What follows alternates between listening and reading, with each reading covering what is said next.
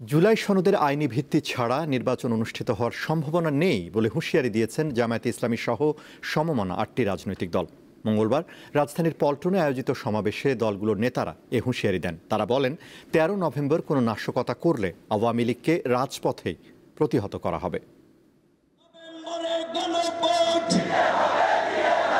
গণভোট সহ ৫ দফা দাবি আদায়ে পূর্ব ঘোষিত কর্মসূচির অংশ হিসেবে মঙ্গলবার রাজধানীর পুরানা পল্টন মোড়ে সমাবেশ আয়োজন করে জামায়াতে ইসলামী সহ সমমনা ৮টি দল।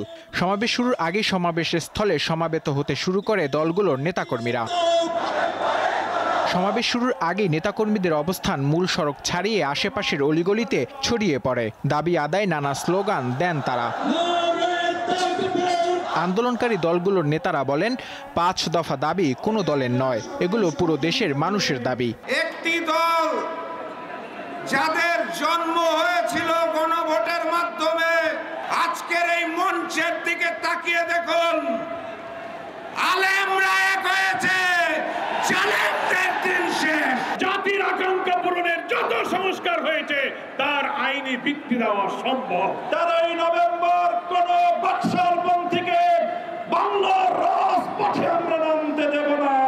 সরকার যদি ৮ দলীয় নেতৃবৃন্দের শান্তিপ্রিয় ভাষা বুঝতে ব্যর্থ হয়, যেই ভাষায় বললে সরকার বুঝবে, আমরা সেই ভাষায় প্রয়োগ করব, সেই কর্মসূচি ঘোষণা করব ইনশাআল্লাহ।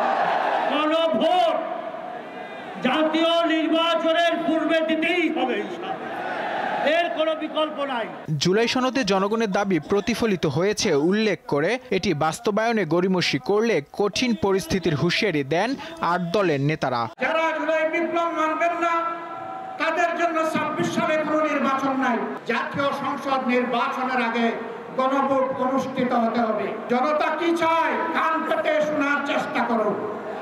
যদি এই ভাষা বুঝতে ব্যস্ত হন, তাহলে নিজের পরিণতির জন্য যে বুঝতে ব্যর্থ হবেন তাকে তৈরি থাকতে হবে। জুলাই সনদ যখন আইনি ভিত্তি পাবে, তখন জাতীয় নির্বাচন আইনি ভিত্তি তৈরি হবে। তারা বলেন, দেশের রাজনীতির ইতিহাসে পল্টন মোড়ের এই সমাবেশ মুসলিম উম্মার ঐক্য ও দেশপ্রেমিক মানুষের জাতীয় ঐক্যের প্রতীক হয়ে থাকবে।